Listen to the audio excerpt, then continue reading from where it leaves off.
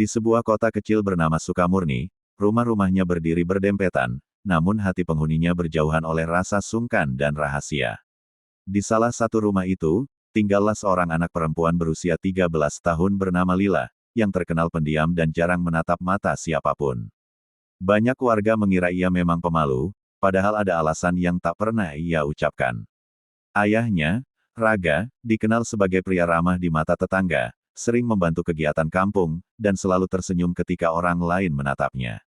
Senyum itu berbeda saat ia berada di dalam rumah, terutama di balik pintu kamar Lila yang sering terkunci rapat. Ibu Lila, Mira, bekerja sebagai penjaga toko dan pulang larut hampir setiap hari, merasa keluarganya baik-baik saja selama tidak ada yang mengeluh. Lila menjaga semua sakitnya dalam dada, seperti burung yang tak pernah diajari terbang, hanya bisa menggigil di dalam sangkar. Ia sering menatap langit malam dari jendela, berharap bintang bisa mendengar doanya yang tak sanggup keluar sebagai kata-kata.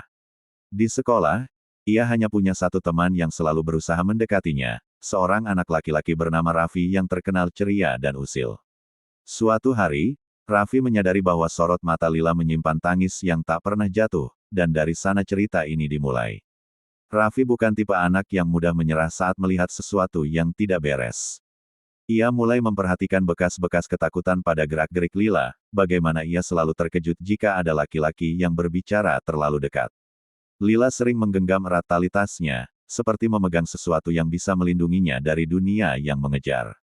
Guru BK, Bu Sinta, pernah menanyakan nilai pelajaran Lila yang semakin turun drastis. Lila menjawab dengan suara kecil, "Saya hanya capek, Bu," seolah semua jawaban bisa diselesaikan dengan kata itu. Suatu siang, Raffi melihat Lila memandangi papan pengumuman lomba menulis cerita dengan tema "Suara yang ingin didengar". Ada percikan aneh dalam mata Lila, seolah judul itu memanggil sesuatu di dalam dirinya. Raffi mendekat dan berusaha tersenyum ringan, berharap ia bisa menjadi tempat Lila bersandar. Namun ketika ia menyebut nama ayah Lila dalam obrolan kecil itu, gadis itu langsung pucat dan mundur selangkah. Raffi menatap punggungnya yang menjauh, dan ia tahu bahwa ia harus melakukan sesuatu. Malam-malam tertentu, Lila seperti berubah menjadi penulis sunyi. Ia menyalakan lampu meja, memastikan pintu kamar terkunci, lalu menulis di buku catatan kecilnya dengan tangan gemetar. Setiap paragraf berisi jeritan tanpa suara, cerita tentang rasa takut yang mengikat dadanya. Ia tidak berani menyebut nama, hanya menulis orang yang seharusnya melindungiku. Kadang ia merobek tulisannya dan menyimpannya di bawah bantal, seperti menyembunyikan bukti keberanian yang belum matang. Pagi harinya, ia selalu membuang kertas itu ke tong sampah dapur sebelum ibunya bangun. Suatu hari, salah satu sobekan kertas itu jatuh di bawah meja dan tidak ia sadari. Mira menemukannya saat membersihkan, tapi ia hanya melihat tulisan yang kabur dan mengira itu keluhan remaja biasa. Lila tidak tahu bahwa setiap huruf yang ia tulis adalah langkah kecil menuju kebebasan. Sebab kata-kata memiliki sayap, dan sayap itu sedang tumbuh di balik rasa takutnya. Nama Bu Sinta selalu disebut sebagai guru paling peka di sekolah itu. Ia memperhatikan setiap perubahan di wajah murid-muridnya, seolah ia bisa membaca cerita di balik senyum yang dipaksakan. Lila adalah teka-teki yang ingin ia pecahkan dengan hati-hati. Suatu sore, ia meminta Lila tetap tinggal di ruang BK setelah sekolah. Udara di ruangan itu seperti menahan napas, menunggu siapa yang akan bicara lebih dulu. Bu Sinta menatap Lila dengan tatapan lembut, bukan tatapan yang menuntut jawaban. "Kamu bisa cerita apa saja ke sini. Ini ruangan aman," katanya perlahan. Lila menggigit bibirnya, suara tertahan di tenggorokan yang terasa sempit. Air matanya hampir jatuh, tapi ia buru-buru menghapusnya sebelum sempat mengalir. Ia hanya berkata pelan, "Saya takut pulang."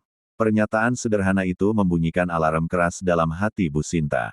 Ia tidak langsung menekan Lila dengan pertanyaan berat, melainkan menghubungi konselor perlindungan anak dan pihak yang berwenang secara rahasia. Raffi yang melihat Lila keluar dari ruang BK dengan wajah pucat memutuskan untuk mengantar hingga gerbang. Lila terus menunduk, seolah tanah lebih aman untuk ditatap dibanding dunia di depannya. Hari itu, hujan turun deras melunturkan bau debu di jalanan kota kecil itu. Raffi menawari payung, namun Lila menolak, memilih pulang dalam basah yang menyamarkan air mata.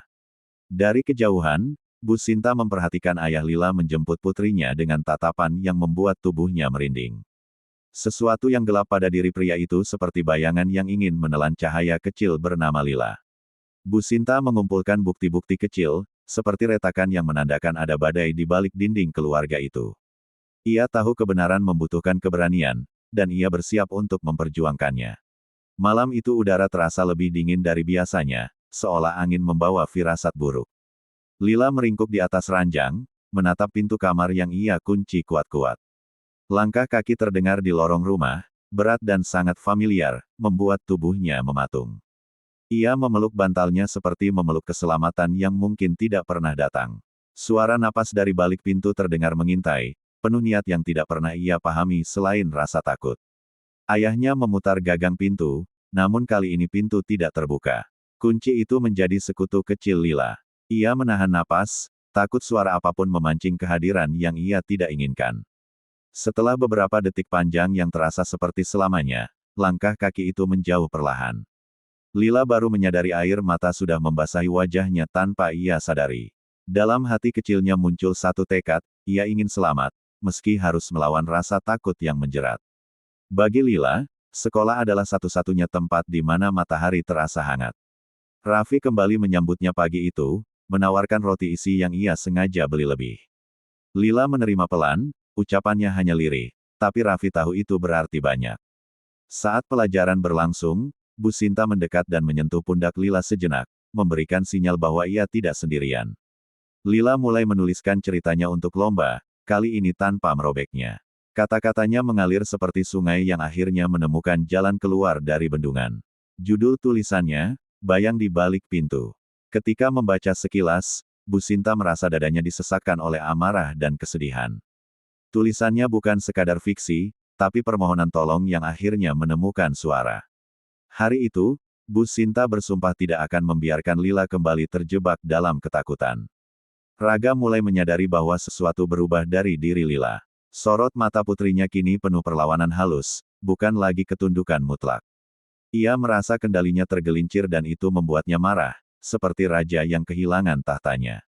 Ia mulai mengawasi setiap gerak Lila dengan kecurigaan yang menekan. Suatu sore, ia datang ke sekolah dengan alasan menjemput lebih awal. Raffi dan Bu Sinta melihat cara Raga menggenggam tangan Lila terlalu keras saat mengajaknya pergi. Lila menatap Bu Sinta dengan pandangan memohon, seolah berkata tanpa kata, "Jangan biarkan aku pergi." Saat itu juga, Bu Sinta menghubungi pihak berwenang yang sudah siap bergerak. Hukum membutuhkan bukti, namun hati manusia membutuhkan penyelamatan yang cepat. Dinding yang selama ini melindungi rahasia kelam itu mulai retak oleh cahaya kebenaran. Hari yang menentukan pun tiba, saat konselor dan petugas perlindungan anak datang ke rumah Lila untuk penyelidikan. Raga berusaha menutupi semuanya dengan kepiawaian, pura-pura bingung dan tersinggung. Mira hanya berdiri terpaku, gemetar di antara rasa percaya dan rasa takut pada kenyataan yang mungkin ia abaikan. Lila berdiri di belakang Bu Sinta dan Raffi yang ikut hadir sebagai pendukung, wajahnya pucat namun matanya tegar. Untuk pertama kalinya, Lila membuka suara tentang penderitaan yang selama ini ia simpan. Kata-katanya keluar terputus-putus, tapi setiap suku kata seperti badai yang menghantam dinding dusta.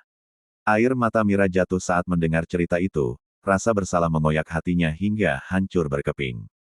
Raga mulai panik dan suaranya meninggi, namun petugas mencegahnya mendekati Lila. Rumah itu bukan lagi benteng bagi kejahatan sang ayah, melainkan tempat kebenaran menyeruak.